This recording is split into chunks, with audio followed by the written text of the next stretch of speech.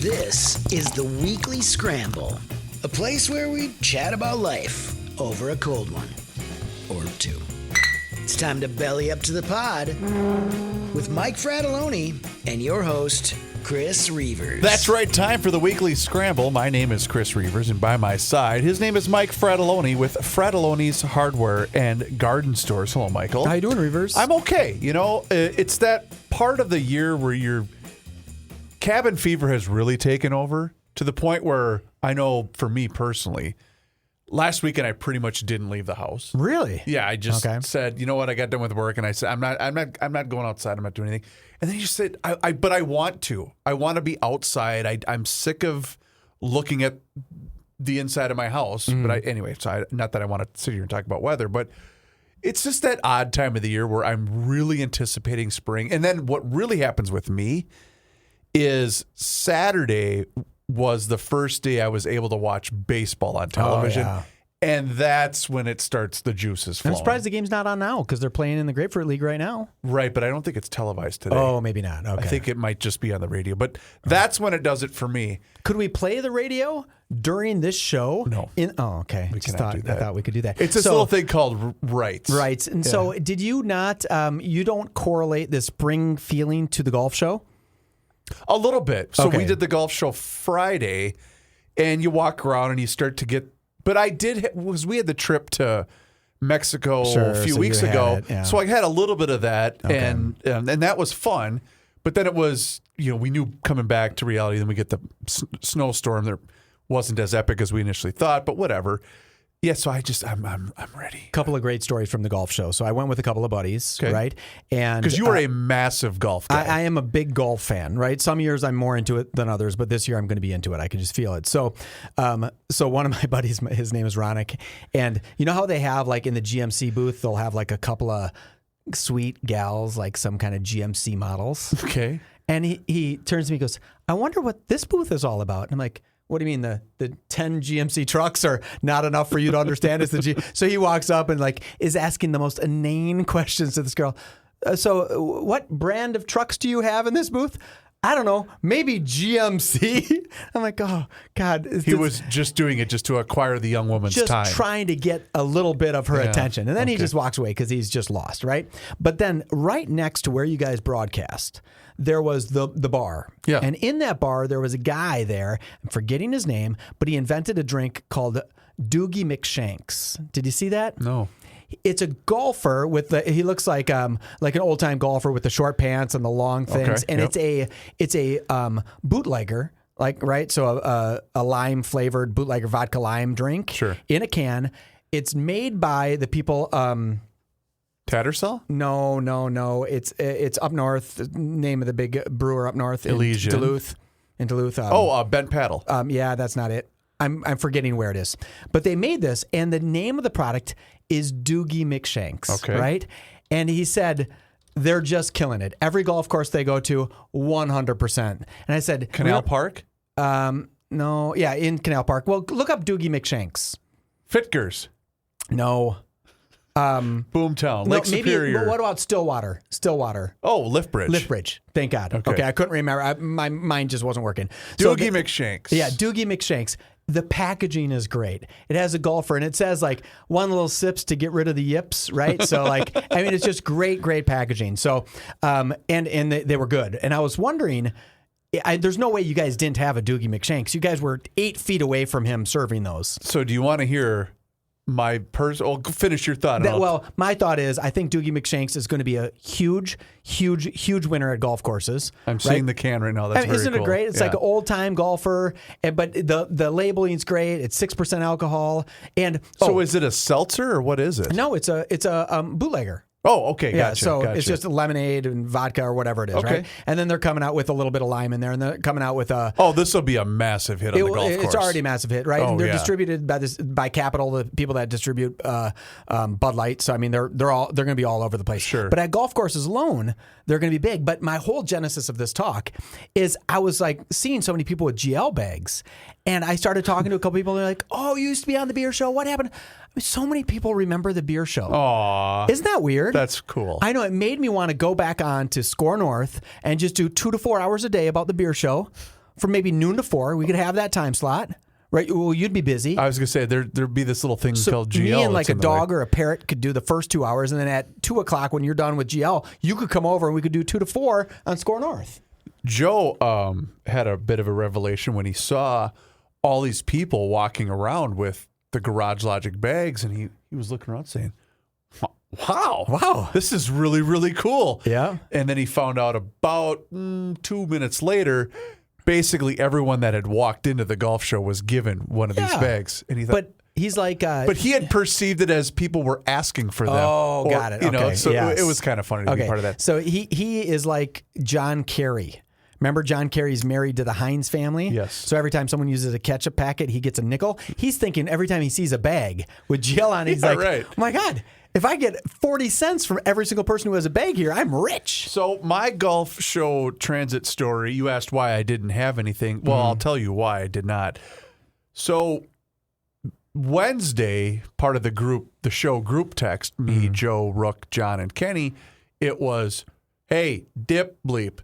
Are you going to the station, then to the golf show and back? And I had made the mistake of saying yes. Yeah. Great, you're driving me. And I thought, Okay. crap. All right. To which then Kenny said, cool, I'm right, I'm tagging along. And I thought, well, how did this just happen? What? So I came here to print off stuff and do the various things. Then they rode with me to the convention center. We did the show, and then I drove them back to the station after because that was a mistake. It was, Yeah, and I should have known better. But it was also once the show was done. What those guys don't realize is, well, just because we're done doing the show, that doesn't mean it's done. I still have to edit the thing. I still have to produce the thing. I still have to upload the thing. There's other stuff that goes on. So I'm getting. Let's go. Come on, let's go. I said I'm posting the show right now.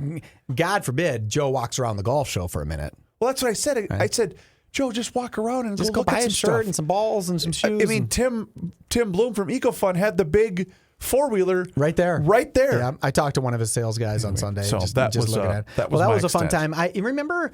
Have you heard of the new movie Cocaine Bear? I have. Why do I think that would be a great name for Kenny? He just looks like that, right? He just looks like a bear. Okay. And I think he did drugs in the past, right? Okay. Like a long time ago, maybe. And I see him like getting in the back of your car because you're driving him someplace, and you go back there later on, and all of the interiors is ripped apart because a cocaine bear was back there. The funniest thing I saw associated with that in terms of social media was there was a still photo of the Coca-Cola Christmas bear. Yes. You remember that? Yep. And the younger Coca-Cola Christmas bear has got his bottle of Coca-Cola in his big paw, and he's looking at it all sad. And it says, when you're the other Coke bear that didn't get a movie deal. Yes. And I thought, okay, that's funny. That was pretty good. So if you do not know what we're talking about, there is a movie called Cocaine Bear, right? I think that's what it is. Yes. I've not seen it yet, but it is. It reminds me of kind of the same genre as Snakes on the Plane, Yes. right? Where you're just like, oh, that seems like an odd thing to have. I don't know if you'll feel the same way as me, but there was a period a couple of years ago where I just came to the realization that I'm going to stop trying to pretend to keep up with everything. Yeah. I don't care. But you're in the business where you have to. Not really. I mean, to certain things, but it's one of those deals where I don't care. I don't need to know about that. That's never going to bother me. Are you referring to movies? Well, just because there happens to be this section of the public that has this Marvel fascination and why we need to release a Marvel movie every 28 minutes. And I don't give a damn. And I'm not ripping. If you want to go to every Marvel movie ever made every 2 weeks, that's fine. You do you. I'm just leave me alone. I don't care. Okay. I'm not a big. I don't. The Ant-Man. I don't get it. I don't get why people are watching. Yeah, I don't care. That although it blends the suspension of disbelief in movies that I truly hate, right? When Tom Cruise is rock climbing and he says, "Oh, I need to jump to that other rock 20 feet over and then catch it with my hands and not fall to his death." Right? When they do that, you have a problem believing that. I can't suspend my disbelief for that long. But in a Marvel movie, right, you have to suspend your disbelief because no one can be an Ant-Man. right? No one can fly. What I like to do with my kids when we're watching a movie, not Ant-Man or something like that, but I'll say, oh, that's totally believable. I'll look at them and they'll say, Dad, that's impossible. So we got an email from Kendall, subject line, Weekly Scramble. And he says this: as a devoted Garage Logician P1 listener, I have to admit, I've never listened to the Weekly Scramble, as I assumed it was all sports talk. Really? I finally listened to last week's podcast. I was on a road trip. Great show. You and Mike are very funny. Thank you. I loved the evil dog segment and agree cats are a nuisance. Great job. Why do I not remember the evil dog segment? Don't question that, because what if he's listening to a different show and he's giving us the credit for a great show, but he's listening to something totally different?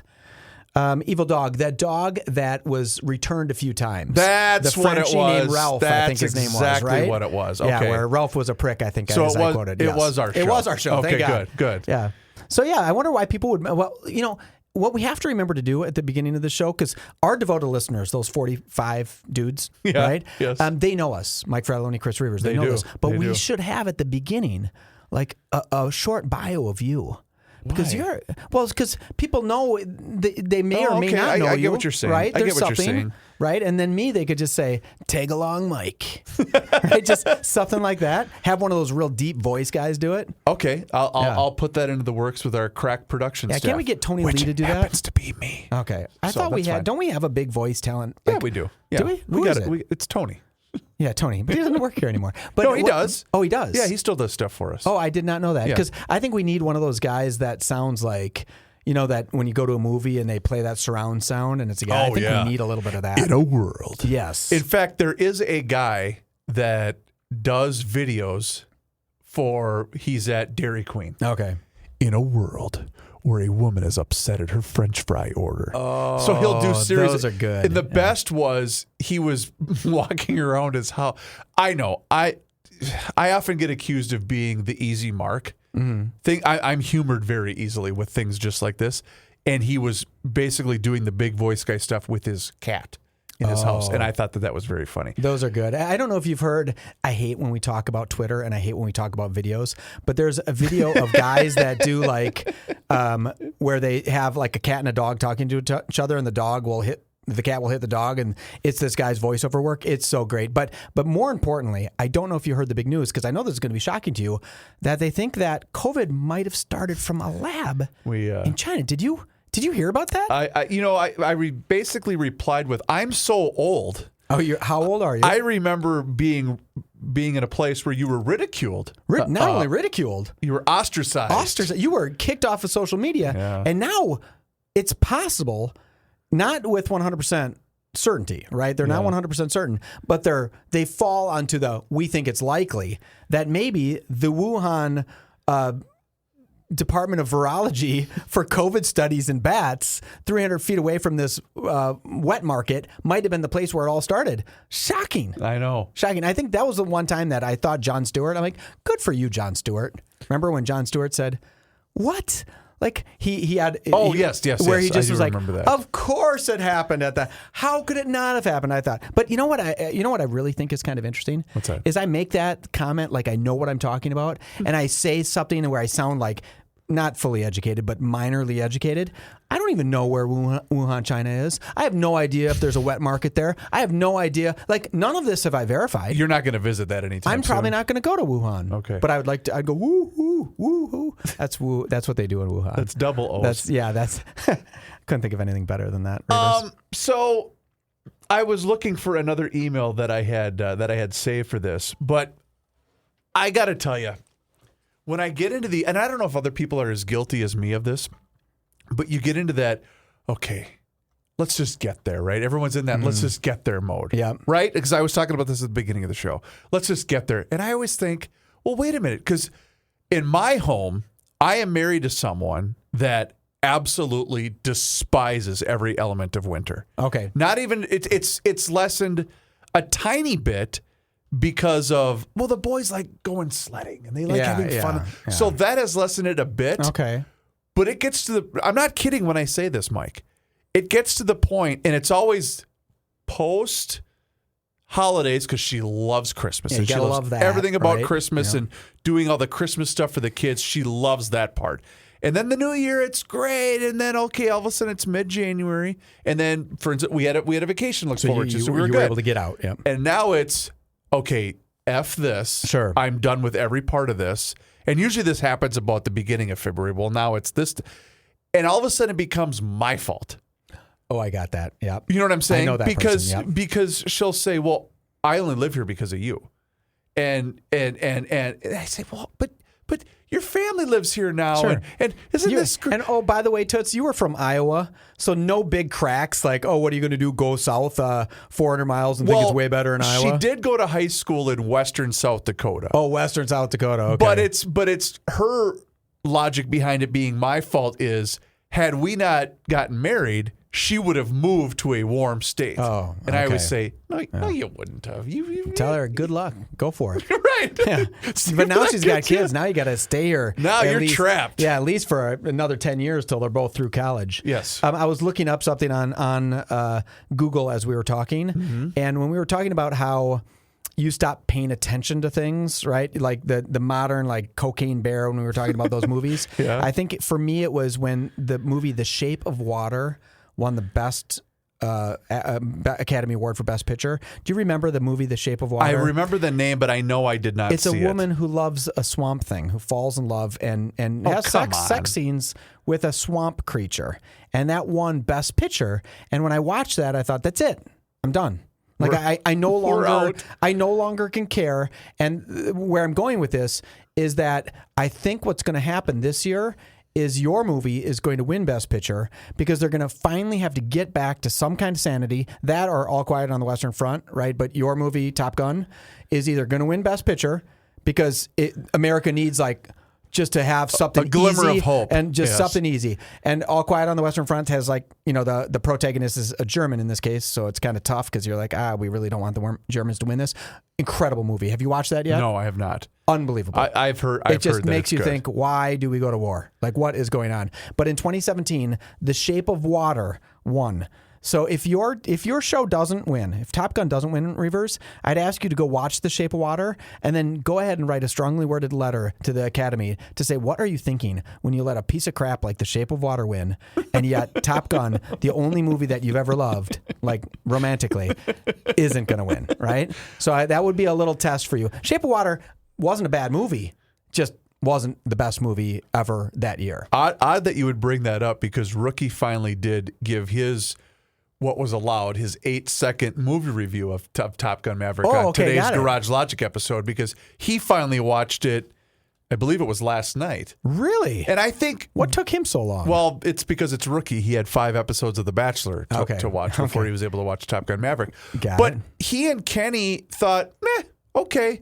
And you had the same reaction. But I believe that those two, Rook and Kenny, had that reaction because I think you're going to come away with a much, much different opinion of said movie if you watch it for the first time at home as opposed to watching it for the first time in the theater. Yeah, I watched it in the theater, and I had the old, I know. Whatever. I know you It was did. so, I mean, I could write down Top Gun 3 on a piece of, not even a piece of scratch paper. I could do it on a Post-it note and tell you exactly what's going to happen. Okay, and that's what Kenny said too. It was way too predictable. Now I remember what I was going to bring up with you. It was surprising, though, when he died at the end. I never thought. Don't! Well, spoiler alert, Tom Cruise dies at the end.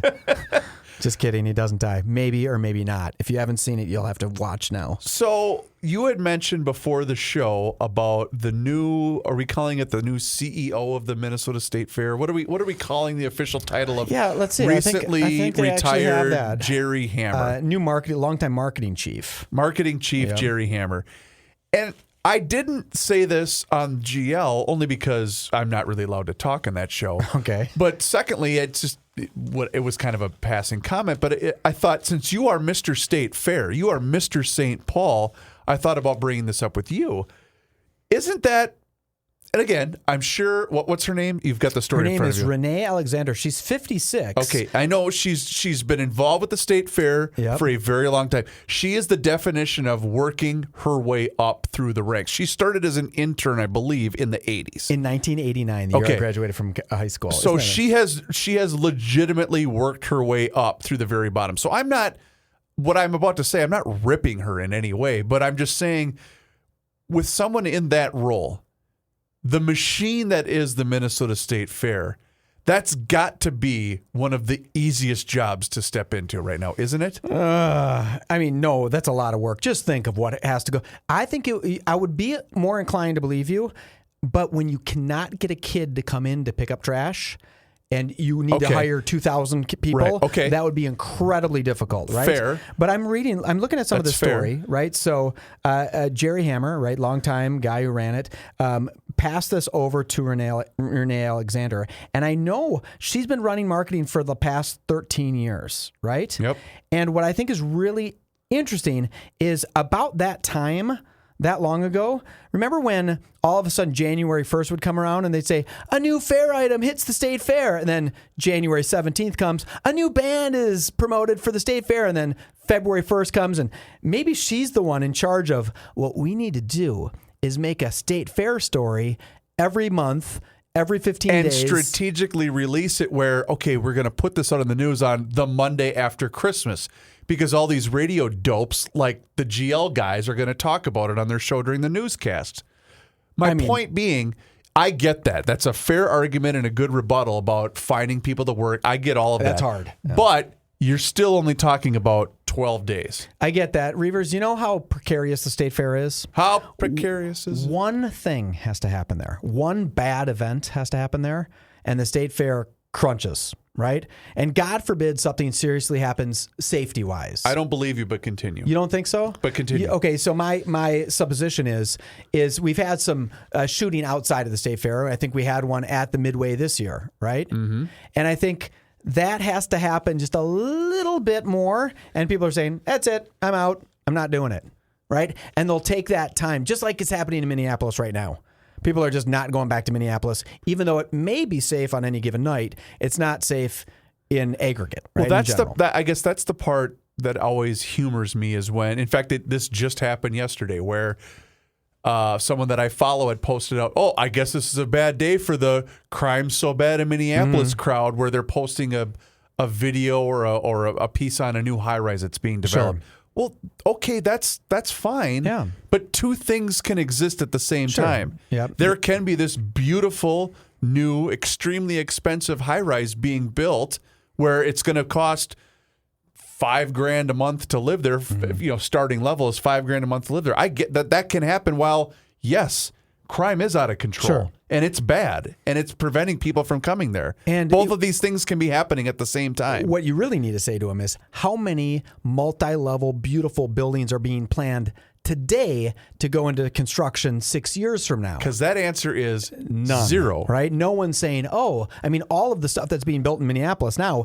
is 10 years old in planning. Right. Right? You got to buy the building. You got to get the permits. In fact, it takes years. That's what a lot of these riders and demonstrators were targeting the weekends of George Floyd. Mm-hmm. Remember the big structures that were on fire were a lot of these condo buildings that probably had started in development in 2010. Yeah, remember the building directly across the street from the Excel Energy Center? They burned down that low-income apartment building and thought, well, that was middle of construction. It's like, well, that was dumb. Congratulations. Right, congratulations. It's low-income, apartment buildings. Why are you burning those down? Yeah, a lot of frustration that year. I think I got off the part of the state fair where I was talking about the thing with the gal about the new job and the 12 days. Maybe I'd moved on. I can't remember. But if I knew, I'm thinking back to 1989, right? She's just a few years older than me. And I was just a young lad with a mullet, right?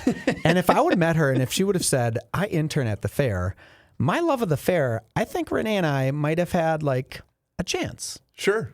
Because there's a house inside the state fair. You know that, right? 1989, yes. You are just graduating high school. I'm 18 years old, just graduated from high school. So you're about to enroll at the U of M, right? Yep, going to the U. Okay, so let's just say we could get into the Michael J. Fox time machine, rev it up to 88 miles an hour, and we're going back to the year 1989, which is, I believe, the year Back to the Future came out, is it not? Pretty close. Okay, so we're going back in time. Mm-hmm. And I pull you aside, and you say, okay, what's up, weird man that seems to know my name? Yeah. But I say to you, Mike, listen, I'm seeing the future, okay? And see that young lady over there? Mm-hmm. Rebecca? Renee Alexander. Renee Alexander. You see, she might just be the Minnesota State Fair intern that you don't know right now. Mm-hmm. You guys are roughly the same age. Yep. But what if I told you that one day, young 18-year-old Mike Fratelloni that just graduated from Roseville High School, and about to go to the U of M, you could look past all of that, all of the fame and fortune that you are one day going to receive on the beer show, but you could get with Renee Alexander. Yep. And you would one day be the first lady of the Minnesota State Fair. First man, I'd go with first And what man, if I had told you that back then? You would have absolutely jumped at that opportunity. I would have done everything I could to impregnate her that summer. I would have gone into college at 18 she would have been tied to me for a year. She would have had no choice. I would have done whatever I could, Reavers. Because if you want to hook a woman like that, you got to do it in 1989. Because now she's like, why would I care, Mike? I got the State Fair. I've got my own empire. I got the State Fair. Yeah, why would I care? So yeah, that's very. We should get her on the phone because I'm excited for her. We probably have less of a chance now than we did 2 minutes ago. Come on, I'm probably not going to impregnate her now. Probably. I mean, stranger things have happened, but I don't even know if she'd find me attractive. All right, that's great. But I probably can tell you that she's not going to find me attractive. I know what the answer would be. Yeah, Yeah. I knew that would be your answer. 100%. I would have tried to lock that down. And, I like a good intern. Did I ever tell you that I'm getting senile and just older? No. Well, let me tell you a little story at the State Fair. Are you turning into your very own Joe Souchere? I think I am. So Okay. I see my good buddy Jason Gillette, right? And so I go over there, and Jason and I are close. Like hot tub drunk, close, if you know what I mean. Like a little too close, right? Not just he and I, a group of people close. Not that we did anything wrong, but, whatever. Right. I was in his wedding close. He was in mine. So I see him. And so I kind of want to sneak up because I haven't seen him in years, but I see him. So I go up and I kind of grab him by the butt just a little bit. And then he turns to me and I said, "Hey, how you doing?" And he's like, "Do I know you?" Oh, no. I said, "Oh my God. I thought you were my buddy Jason." So And your name is Rick. And his name is just some other thing. So I got away with just grabbing some guy's butt at the State Fair because I thought it was Jason. So little tip to the pervs out there. If you want to go around grabbing ass. A little tip to the pervs. Yeah, just go ahead and think it's your buddy. Wow. And he could see that I was just lost. He could see and my wife, little Nicole's looking at me like, what are you doing? Right. And I'm with my kids, by the way. Yeah. So they're looking at me like, "Dad, don't ever do that again." So I had to apologize to this guy and say, "I'm so sorry. I thought you were my buddy Jason. He has red hair. You have red hair. Yeah. It's an easy mistake." And then I turned to the girl he's with and I said, "Well, but I know you. We know each other," because I, of course, knew her. And of course, I had no idea who it was. And they had to pull me away. And I thought, how many years is it going to be till they're pulling me away from everything? Or is it the exact same thing that happens to Joe, but Joe was 20 years older than I am? Yeah. Yeah. Well, I could say yes. Yes. Okay. Knowing some things, but I'm not going to say You're yes. not going to. Okay. Because I don't want to out my guy, Joe. You don't want to throw Joe under the bus. But he has a legitimate right. He's a little bit older than I am. I'm a young man. I should be able to look at a buddy that I was in his wedding. I can answer it this way. Yes. He did at two different points today while we were doing the show. Okay. The show was being recorded. And he did answer his cell phone twice. Oh. To which I looked at him and said, "What?" Gave him the, "What are you doing? What are you doing?" Well, I'm trying to hear back from somebody.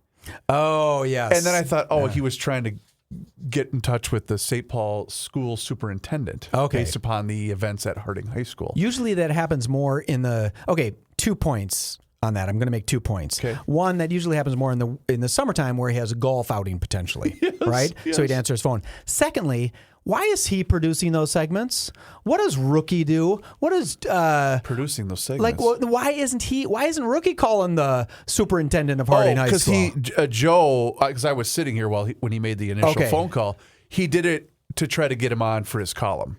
Yeah, okay, for his column. Okay, because so hypothetically, Rookie's not. Well, but here's the thing, and you'll hear it because I know you haven't had the chance to listen to today's show because I was still posting it when you walked in. But Joe basically did it knowing that, and a lot of people got the curtain pulled back a little bit. Joe knows calling him is going to result to nothing. And that was part of the bit on the show where these people are so protected and they're so insulated from the rest of us that they're unreachable. You literally cannot get in touch with these people. I wonder if you start every voice message with, "Hi, this is Joe Souchere. I just want to remind you, you work for me, and you better call me back. That's been tried. Because there is some truth to that, to say, hey, if you don't, and by the way, I'm recording every single one of these. If you don't call me back, I'm going to play the recordings, and I'm going to call you every day for a frickin' year. But you, again, in reality, Yes. in our world, Yes. that would work. But this is why Joe calls it the third rail. They just don't do it. They just don't. They care. don't care. Yeah. You know, it's How's the same that possible? thing. Well, it's the same thing about with what's going on at the Capitol right now. Governor Walz and all the rest of these frauds, they all ran on re-election bids of eliminating Social Security tax. And so now it's time, okay, let's go here. Oh, we're not going to do that now. Oh, so you basically spent a year lying to the public, to the voting public of the state of Minnesota. Yeah. Well, of course they did, because all they care about, and I'm saying basically all politicians, all they care about is remaining in office. Sure. They don't give a damn about us. Not one of them does. Did you guys talk earlier on Garage Logic? Did you talk about and I don't know if the court cases come out though, the deferment or payment of student loans? Did that get? It was on the list, but we didn't get a chance to get to it because I don't think today. anything's happened with that. But that was really kind of an interesting thing, that the president could declare all student loans void, or 95% of them. Yeah, that reminds me. I got to start filling out my loans if that's going to happen. Yeah, and then to have the court say, well, you actually can't do that. So he had, mark me if I'm wrong, and I'm totally going to be wrong on this number, but I think it was 27 million people applied for student loan forgiveness. And potentially, if I had $10,000 in student loans and somebody was running for president who said, hey, I'm going to get rid of those. Yeah. Hey, he's paying me $10,000 to vote for him, right? In a sense. And maybe I fall on that side, maybe I don't, it doesn't matter. But I would take him much more seriously because, hey, I'm going to make $10,000 on this guy. Well, when they find out that he potentially has no right whatsoever to do that, and that the Supreme Court's going to strike it down, but it's well past the time. We've already voted for him. He's already president. But the Supreme Court's going to strike it down. That seems kind of disingenuous. So I'm thinking that if someone else is running for president, what they should do is they should say every single person in the United States is going to get a check for $1 million. And just say that, and everyone's going to say, oh, my God, he's going to give me $1 million. And then 5 months later, they're going to say, well, that's unconstitutional. And they'll say, hey, sorry, I tried to give you each $1 million. What's the difference, Reavers? I don't know. Right? I don't know. Yeah. So maybe the game that somebody wants to play, and I don't know, maybe Mike Fredolini should run for president and say, hey, my goal is to give everyone $1 million. Vote for me. To change the subject entirely. But that's not a bad idea. I'd take $1 million. When I read Kendall's email, I had responded to him, hey, thank you so much for the email. I'm gonna, which I normally do if I'm going to use it. And much like I did with Linda with Keller Tax Services and called her Lisa. Oh, yeah. I said, thank you so much for the email, Lindahl, as in Chris Lindahl. Oh, no. Not Kendall. So knowing that Kendall listens to the show, I'm going to respond and say, oh, my God, I'm an idiot, and I'm so sorry. I love that. I don't know if everybody here, everybody who listens to this show, many of you listen to Garage Logic, and you heard Reavers make the mistake while he's doing a live read, which is super important for you. Those live reads are a big deal for you, right? I did it again today. Oh, you did? Oh, yeah. Okay. But he was doing a live read for this sweet person who does accounting out of Sauk Center, not Forest Lake. Yep. And you said Forest Lake, and you gave her first name wrong, and I was like, No. I called her by the wrong first name at an event. Oh, at an event, not on the ad. Well, that's a little bit better. But no, it's. I thought, isn't that how you do it? And then you turn to me and see, now, Mike, now she has to pay attention to me because she thinks I don't know her name. Right? I don't. You don't play that game. I'm just an idiot. That's what happened. It would be that cool if that were the case. Right. But so, what did you do today? What? I was doing a fine ad for Anderson Brothers Outdoors, and see, the thing is, Joe says I talk too fast, which is probably accurate. I don't really listen to myself because when I'm talking, I'm not really listening. And so he's staring at me while I'm always doing my ads. Yes. And I can feel it because he sits where you're sitting right now. And I can feel him looking at me as I'm looking at my copy points. Yes, yeah. And it's slow down. Yeah. He's always doing with the hand gestures. And so I was reading the copy and seeing him doing that, and I was getting nervous. Okay. And I flubbed up a line. Okay. Yeah. Was it a good one? It was. Okay. So yeah, I mean, he does have a certain cadence about his reading that's very smooth. Does he pre-read all of his stories? No. Really? I don't think I could do that job because what if there was a word that I didn't know how to read? Well, then you just gloss over it. It's pretty easy. But he does it so smoothly. Yeah. And even when he makes an error, he's so smooth, right? I mean, he repairs his error. He's not and moves here. on. You don't have to kiss his butt right now. No, but I mean, I think it's really smooth because when I read something, my ADD reading, I'm skipping 7 words ahead of time. I'm an extremely fast reader. I don't know if you know that about me, Reavers. Right? But I don't get much of what's there because I'm cranking through it. Right. So when I have to slow down and read some directions or something, doesn't happen. Right? I just can't do it. Right. And I surely couldn't do it live on the radio. No, and it's an acquired skill that I have yet to master. You do it really well. I do how every time you start, you're like, you like preset, and you can hear this like Dateline. In any ways. Yeah. Anyways. Well done. All right, Michael, thank you. Hey, Reavers, you're the best. Please do us a favor. If you would like, please rate and review the show wherever you happen to be listening. Even if you don't like, just Even if you it. don't like it, just rate and review it for our sake, please. That's Mike Fredoloni. My name is Chris Reavers. We'll talk to you again next week. Until then, cheers.